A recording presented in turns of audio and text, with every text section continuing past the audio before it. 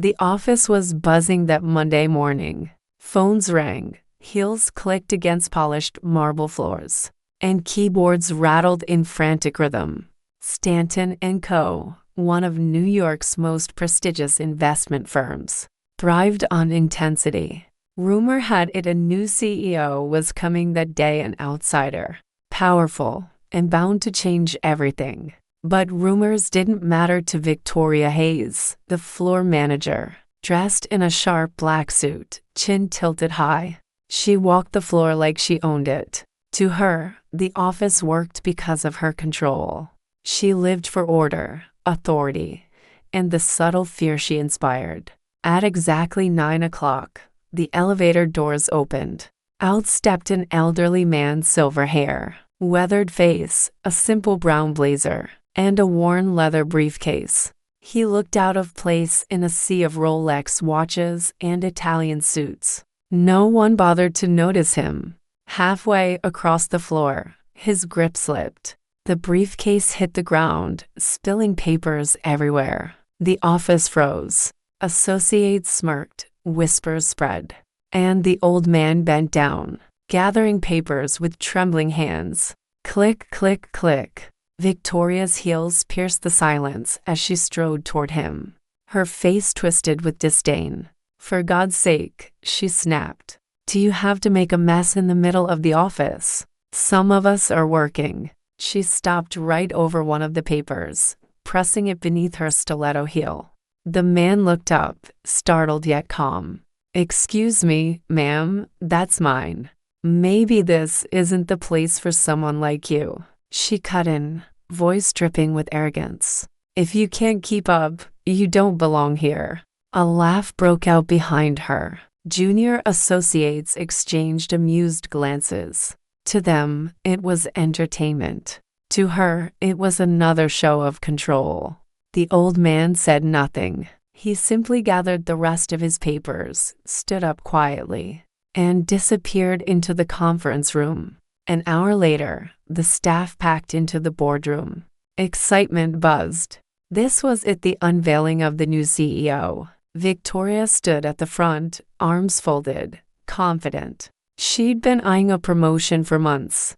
Whoever the new boss was, she planned to impress. The chairman stepped up.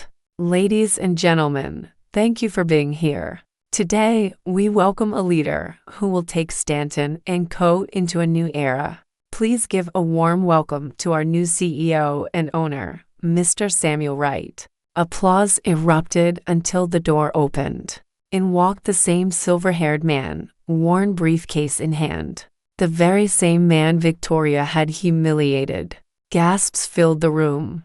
Jaws dropped. Samuel Wright smiled warmly. Good morning, he said steadily. I may be new here, but I believe respect and kindness are the foundation of true leadership.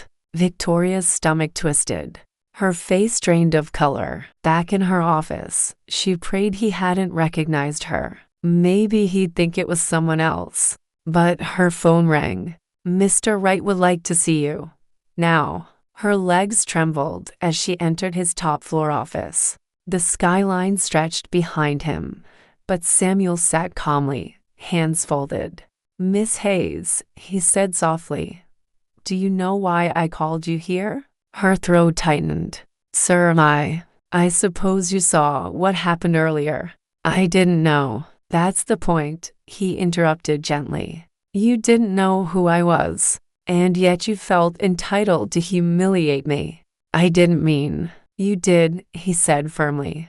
I've built companies my entire life, and I've learned one truth. How you treat those you think are powerless says everything about who you are. Tears stung her eyes. For the first time in years, Victoria felt powerless. Please, she whispered, give me another chance. I can change. Samuel sighed, disappointment heavy in his voice. Change begins when humility replaces pride. But I cannot allow someone who degrades others to represent this company. Her heart sank. You're fired, Miss Hayes. Effective immediately. Her knees nearly buckled. Security escorted her out, whispers following her like shadows.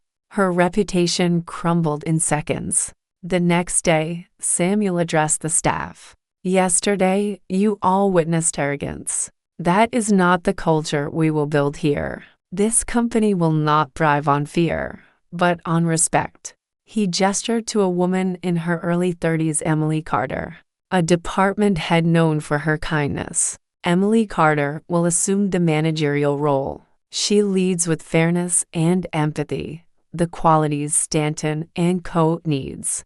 The room filled with genuine applause. People trusted Emily, they admired her. Under Samuel's leadership, the toxic tension that once ruled the office began to fade. Employees worked harder, not out of fear, but because they felt valued.